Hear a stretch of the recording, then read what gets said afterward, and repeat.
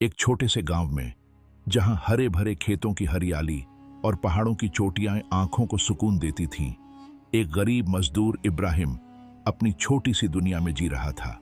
उसका घर एक पुरानी टूटी फूटी झोंपड़ी था। छत बारिश में टपकती थी और दीवारें इतनी कमजोर थीं कि हवा के झोंकों से कांप उठती थीं। इब्राहिम दिन रात मेहनत करता। सुबह सवेरे वह खेतों में हल चलाने जाता, दोपहर को गांव के बड़े घरों के लिए ईंटें ढोता और शाम को बाजार में दुकानों के लिए भारी बोरे उठाता। उसकी कमाई इतनी कम थी कि वह मुश्किल से अपने परिवार का पेट भर पाता। उसका परिवार छोटा था। उसकी पत्नी आयशा, जो उसका हर कदम पर साथ देती थी, और उनकी 7 साल की बेटी मरियम, जो उनकी जिंदगी की रोशनी थी। मरियम एक नन्हा सा फूल थी। उसकी मासूम मुस्कान और चमकती आंखें इब्राहिम की सारी थकान मिटा देती थीं। लेकिन मरियम की सेहत हमेशा नाजुक रहती थी। उसे बार बार बुखार और कमजोरी की शिकायत रहती थी। गांव का एकमात्र डॉक्टर हकीम यूसुफ ने कहा था कि मरियम को नियमित दवाइयों की जरूरत है, वरना उसकी हालत और बिगड़ सकती है। इन दवाइयों के लिए इब्राहिम हर महीने अपनी छोटी सी बचत का बड़ा हिस्सा खर्च करता। रात को जब सब सो जाते, इब्राहिम अपनी झोंपड़ी के बाहर बैठकर आसमान की तरफ देखता और दुआ मांगता, या अल्लाह, मेरी बेटी को शिफा दे। मैं जो कुछ कर सकता हूं वो कर रहा हूं, बाकी तू ही मेरी मदद कर। उसकी आंखें नम हो जाती, लेकिन वह कभी हिम्मत नहीं हारता था। इब्राहिम का दिल अल्लाह के लिए मोहब्बत और ईमान से भरा था। वह 5 वक्त की नमाज पढ़ता और हर नमाज के बाद लंबी दुआएं मांगता। या अल्लाह, मुझे तेरी राह में चलने की तौफीक दे, मेरे परिवार को हिफाजत दे और मेरे दिल को इखलास से भर दे। उसकी पत्नी आयशा भी उसी की तरह नेक दिल थी। वह अपनी झोंपड़ी को छोटी छोटी चीजों से सजाती, कभी मरियम के बनाए कागज के फूलों से, तो कभी पुराने कपड़ों से बनी चटाई से। दोनों मिलकर मरियम को कुरान की आयतें सिखाते, उसे नमाज पढ़ना सिखाते और बताते कि अल्लाह का भरोसा कभी नहीं टूटता। मरियम अपनी मासूम आवाज में कुरान पढ़ती और इब्राहिम का दिल सुकून से भर जाता। वह सोचता, मेरे पास भले ही दुनिया की दौलत ना हो, लेकिन मेरे पास अल्लाह का प्यार और मेरा परिवार है। जुल्हिज्जा का महीना शुरू हुआ और गांव में ईद उल अजहा की तैयारियां जोरों पर थीं। लोग मंडी में जाकर बकरे, गाय और ऊंट खरीद रहे थे। गांव का सबसे अमीर आदमी मलिक सईद हर साल की तरह इस बार भी सबसे शानदार जानवर खरीदने की फिराक में था। उसने मंडी से एक ऐसा बकरा खरीदा जिसके चमकते सफेद बाल, मजबूत सींग और शानदार कद काठी देखकर लोग दंग रह गए। गांव के लोग उसकी तारीफ करते हुए कहते, मलिक सईद की कुर्बानी तो इस बार भी सबसे अलग होगी। ऐसा बकरा तो पूरे गांव में कहीं नहीं। मलिक सईद का बकरा मस्जिद के बाहर बंधा रहता और बच्चे उसके आसपास इकट्ठा होकर उसकी खूबसूरती की तारीफ करते। इब्राहिम हर सुबह मस्जिद जाता था। एक दिन जब वह मस्जिद के बाहर से गुजरा तो उसने मलिक सईद के बकरे को देखा। उसका दिल एक पल के लिए ठहर गया। वह सोचने लगा, काश मैं भी ऐसा शानदार जानवर अपनी कुर्बानी के लिए ला पाता, लेकिन मेरे पास तो सिर्फ मरियम की दवाइयों के लिए बचाए हुए पैसे हैं। उसका दिल भारी हो गया। वह चुपचाप घर लौटा। रात को जब वह अपने पलंग पर लेटा, नींद उसकी आंखों से कोसों दूर थी। वह बार बार मरियम की बीमारी और कुर्बानी के जज्बे के बीच उलझ रहा था। आयशा ने उसकी बेचैनी भांप ली। उसने धीरे से पूछा, इब्राहिम, क्या बात है? तुम आज इतने खामोश क्यों हो? इब्राहिम की आंखें नम थीं। उसने गहरी सांस ली और अपनी दिल की बात बताई। आयशा, ईद उल अजहा आने वाली है। हर कोई कुर्बानी की तैयारी कर रहा है। मेरा दिल भी चाहता है कि मैं अल्लाह के लिए कुर्बानी करूं, लेकिन हमारे पास तो सिर्फ मरियम की दवाइयों के पैसे हैं। अगर मैं वो पैसे खर्च कर दूं तो मरियम की सेहत का क्या होगा? मैं क्या करूं? उसकी आवाज में दर्द और मजबूरी साफ झलक रही थी। वह अपने दिल के बोझ को हल्का करने के लिए रो पड़ा। आयशा ने उसका हाथ थाम लिया। उसकी आंखों में भी नमी थी, लेकिन उसने हिम्मत नहीं हारी। वह बोली, इब्राहिम, कुर्बानी का मतलब पैसा या बड़ा जानवर नहीं। अल्लाह तो दिल का इखलास देखता है। हजरत इब्राहिम अलैहिस्सलाम ने अपने बेटे को कुर्बान करने की तैयारी की थी, क्योंकि अल्लाह का हुक्म था। हमारी कुर्बानी उस महान कुर्बानी के सामने छोटी है। लेकिन अगर हम अपने दिल से कुछ भी देंगे तो अल्लाह उसे जरूर कबूल करेगा। उसने मरियम को देखा जो पास ही सो रही थी और बोली, मरियम की सेहत अल्लाह के हवाले है, तू अपनी कुर्बानी कर और अल्लाह पर भरोसा रख, वह हमारी हर मुश्किल आसान करेगा। आयशा की बातों ने इब्राहिम के दिल में एक नई रोशनी जलाई। उसने ठान लिया कि वह अपनी छोटी सी हैसियत के मुताबिक कुर्बानी जरूर करेगा। उसने आयशा को गले लगाया और कहा, तू सही कहती है आयशा, अल्लाह मेरे इखलास को देखेगा। मैं कल मंडी जाऊंगा और अपनी बिसात के मुताबिक एक बकरा खरीदूंगा। अगली सुबह इब्राहिम अपनी जेब में कुछ 100 रुपये लेकर मंडी के लिए निकला। मंडी में चारों तरफ रौनक थी। लोग बड़े बड़े जानवरों की तारीफ कर रहे थे। कुछ लोग ऊंट खरीद रहे थे, कुछ गायें और कुछ बकरे। इब्राहिम की नजर हर तरफ घूम रही थी, लेकिन उसकी जेब उसे बार बार याद दिला रही थी कि वह कोई महंगा जानवर नहीं खरीद सकता। वह मंडी में इधर उधर भटकता रहा। तभी उसकी नजर एक कोने में पड़ी जहां एक छोटा सा बकरा खड़ा था। वह बकरा बाकी जानवरों की तुलना में कमजोर और छोटा था। उसके बाल कुछ फीके थे और वह चुपचाप एक तरफ खड़ा था, जैसे कोई उसे देखना भी ना चाहता हो।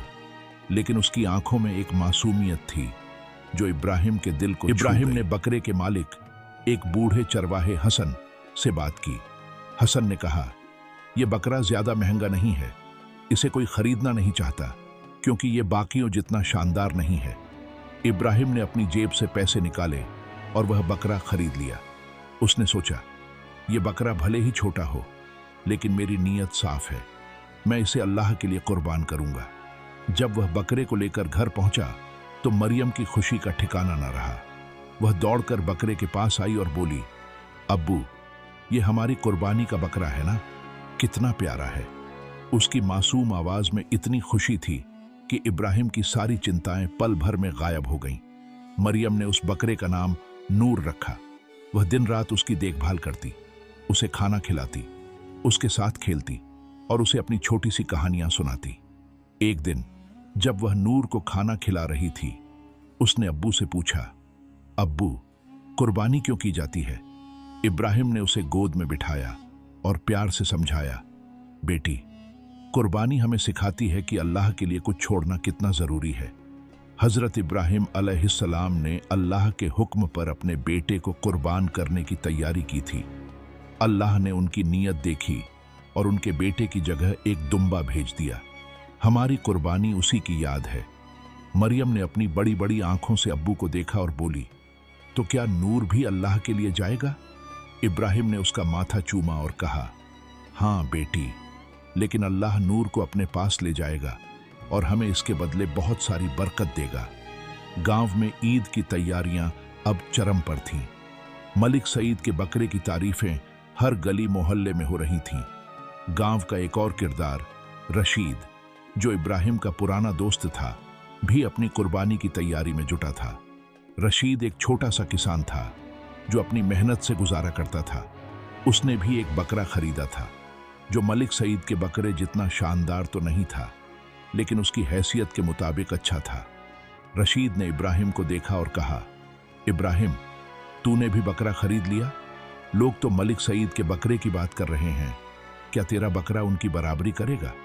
इब्राहिम ने मुस्कुराकर जवाब दिया, रशीद, कुर्बानी बकरे के साइज से नहीं, दिल के इखलास से होती है। मैंने अपनी बिसात के मुताबिक नूर को चुना, अल्लाह मेरी नीयत देखेगा। रशीद ने इब्राहिम की बात सुनी और उसका हौसला बढ़ाया। तू सही कहता है इब्राहिम, अल्लाह को तो दिल का हाल मालूम है। लेकिन गांव के कुछ लोग, जैसे कि मलिक सईद का नौकर बशीर, इब्राहिम के छोटे बकरे का मजाक उड़ाते। बशीर ने हंसते हुए कहा, इब्राहिम, ये क्या बकरा लाया है? ये तो मलिक साहब के बकरे के सामने कुछ भी नहीं। इब्राहिम ने चुपचाप उसकी बात सुनी और मन ही मन दुआ मांगी, या अल्लाह, मेरे दिल को सब्र दे, मेरी कुर्बानी तुझ तक पहुंचे। आखिरकार ईद उल अजहा का दिन आ गया। गांव का मैदान लोगों और उनके जानवरों से भरा हुआ था। मलिक सईद का बकरा सबकी नजरों का केंद्र था और उसकी तारीफ कर रहे थे। देखो कितना शानदार बकरा है, मलिक सईद की कुर्बानी तो इस बार भी सबसे अलग होगी। लोग आपस में बातें कर रहे थे। इब्राहिम अपने छोटे से बकरे नूर को लेकर मैदान के एक कोने में खड़ा था। जब कुर्बानी का वक्त आया तो इब्राहिम का दिल भारी था। वह सोच रहा था, मेरा बकरा तो इतना छोटा है, लोग तो मलिक सईद के बकरे की तारीफ कर रहे हैं, क्या मेरी कुर्बानी अल्लाह को पसंद आएगी? लेकिन फिर उसने अपने दिल को तसल्ली दी। उसने याद किया कि हजरत इब्राहिम अलैहिस्सलाम ने अल्लाह के लिए अपनी सबसे कीमती चीज कुर्बान करने की तैयारी की थी। मेरी कुर्बानी भले छोटी हो, लेकिन मेरी नीयत साफ है, उसने सोचा। उसने मरियम को गले लगाया और बिस्मिल्लाह अल्लाहु अकबर कहकर नूर की कुर्बानी की। मरियम ने अपनी आंखें बंद कर लीं और उसकी आंखों से 2 आंसू टपक पड़े। आयशा, जो पास खड़ी थी, ने मरियम को गले लगाकर चुप कराया। उसकी अपनी आंखें भी नम थीं, लेकिन वह चुप रही क्योंकि उसे यकीन था कि अल्लाह उनकी कुर्बानी को कबूल करेगा। कुर्बानी के बाद इब्राहिम ने गोश्त के 3 हिस्से किए। एक हिस्सा अपने परिवार के लिए, एक हिस्सा रिश्तेदारों और दोस्तों के लिए और तीसरा हिस्सा गरीबों के लिए। गांव के कई गरीब लोग जिनके पास कुर्बानी करने के लिए कुछ नहीं था, इब्राहिम के घर आए। एक बूढ़ी औरत, बीबी फातिमा, जिसका कोई सहारा नहीं था, ने इब्राहिम का हाथ पकड़कर कहा, बेटा, तुमने आज मेरे घर में भी ईद ला दी। मैंने सोचा था कि इस बार मेरे घर में गोश्त नहीं आएगा, लेकिन तुमने मेरी दुआ पूरी कर दी। अल्लाह तुम्हें इसके बदले जन्नत दे। इब्राहिम की आंखें नम हो गईं। उसने महसूस किया कि उसकी छोटी सी कुर्बानी ने न जाने कितने लोगों के चेहरों पर मुस्कान बिखेरी थी। मरियम भी अब मुस्कुरा रही थी। उसने अपनी अम्मी से कहा, अम्मी, नूर अब अल्लाह के पास है ना, वो खुश होगा ना? आयशा ने उसे गले लगाया और कहा, हाँ बेटी, नूर अब जन्नत में है। उसी रात जब इब्राहिम सो रहा था, उसे एक ख्वाब आया। एक फरिश्ता उसके सामने प्रकट हुआ और बोला, इब्राहिम, अल्लाह ने तेरी कुर्बानी को अपने दरबार में कबूल किया। तूने अपनी हैसियत से बढ़कर दिया और तेरा इखलास अल्लाह को पसंद आया। अल्लाह तुझे दुनिया और आखिरत में बरकत देगा। इब्राहिम की आंखें खुलीं तो उसका चेहरा खुशी से चमक रहा था। उसने सुबह उठकर अल्लाह का शुक्र अदा किया और मस्जिद में जाकर 2 रकात नफल नमाज पढ़ी। कुछ दिन बाद गांव में एक नया मेहमान आया, हाजी उस्मान, एक अमीर ताजिर जो अपने नेक दिली और दानशीलता के लिए मशहूर था। हाजी उस्मान ने गांव के लोगों से इब्राहिम की कुर्बानी की कहानी सुनी। वह इब्राहिम के घर गया और उससे मिला। हाजी उस्मान ने कहा, इब्राहिम, मैंने सुना है कि तूने अपनी गरीबी के बावजूद दिल से कुर्बानी की। तेरा इखलास मुझे छू गया। मैं चाहता हूं कि तू अपने परिवार के लिए एक छोटी सी दुकान खोले। मैं तुझे पैसे दूंगा और हर तरह से मदद करूंगा। इब्राहिम ने पहले मना किया। उसने कहा, हाजी साहब, मैं आपका एहसान कैसे चुका पाऊंगा? लेकिन हाजी उस्मान ने हंसते हुए कहा, इब्राहिम, ये एहसान नहीं, बल्कि अल्लाह की तरफ से एक तोहफा है। तूने अल्लाह के लिए सब कुछ दिया, अब अल्लाह तुझे वापस दे रहा है। आखिरकार इब्राहिम ने हाजी उस्मान की मदद स्वीकार कर ली। हाजी उस्मान ने न सिर्फ इब्राहिम के लिए एक छोटी सी दुकान बनवाई, बल्कि उसे अपने व्यापार में भी शामिल किया। इब्राहिम ने दिन रात मेहनत की। उसकी ईमानदारी और लगन ने दुकान को जल्द ही मशहूर कर दिया। गांव के लोग अब उसकी दुकान से सामान खरीदने आने लगे। मरियम की सेहत भी धीरे धीरे बेहतर होने लगी। हकीम यूसुफ ने कहा, इब्राहिम, मरियम की सेहत में सुधार हो रहा है। शायद तुम्हारी दुआओं और अल्लाह की रहमत ने उसे नई जिंदगी दी है। इब्राहिम की जिंदगी अब बदलने लगी थी। उसकी दुकान से होने वाली कमाई से उसने अपनी झोंपड़ी को ठीक करवाया। उसने मरियम को एक छोटा सा स्कूल भेजना शुरू किया, जहां वह दीन की तालीम के साथ साथ पढ़ाई भी कर सकती थी। लेकिन इब्राहिम का दिल अभी भी गांव के गरीबों के लिए धड़कता था। उसने और आयशा ने मिलकर एक छोटा सा मदरसा शुरू किया, जहां गांव के गरीब बच्चे मुफ्त में कुरान और दीन की तालीम हासिल करने लगे। एक दिन मलिक सईद भी इब्राहिम की दुकान पर आया। वह इब्राहिम की मेहनत और इखलास से प्रभावित था। उसने कहा, इब्राहिम, मैंने हमेशा अपनी कुर्बानी को सबसे बड़ा समझा, लेकिन तूने मुझे सिखाया कि असली कुर्बानी दिल से होती है। मैं चाहता हूं कि हम मिलकर गांव के लिए कुछ करें। मलिक सईद और इब्राहिम ने मिलकर गांव में एक छोटा सा अनाथालय खोला। जहां बेसहारा बच्चों को खाना, कपड़े और तालीम दी जाने लगी। यह कहानी हमें सिखाती है कि कुर्बानी का असल मकसद पैसा, दिखावा या बड़ा जानवर नहीं, बल्कि दिल का इखलास और अल्लाह पर पूरा भरोसा है। इब्राहिम ने अपनी छोटी सी हैसियत के मुताबिक कुर्बानी दी, लेकिन उसका इखलास इतना बड़ा था कि अल्लाह ने उसे दुनिया और आखिर तक दोनों में इज्जत और बरकत दी। मरियम की मासूमियत, आयशा का धैर्य और इब्राहिम का अल्लाह पर भरोसा हमें सिखाता है कि मुश्किल हालात में भी अगर हम अल्लाह की राह पर चलें तो वह हमें कभी अकेला नहीं छोड़ता। हमें अपनी जिंदगी में भी छोटी छोटी चीजों में इखलास रखना चाहिए। कुर्बानी का सबक सिर्फ जानवर की बलि देना नहीं, बल्कि अपने नफ्स, अपनी ख्वाहिशों और अपनी छोटी छोटी चीजों को अल्लाह के लिए वक्फ करना है।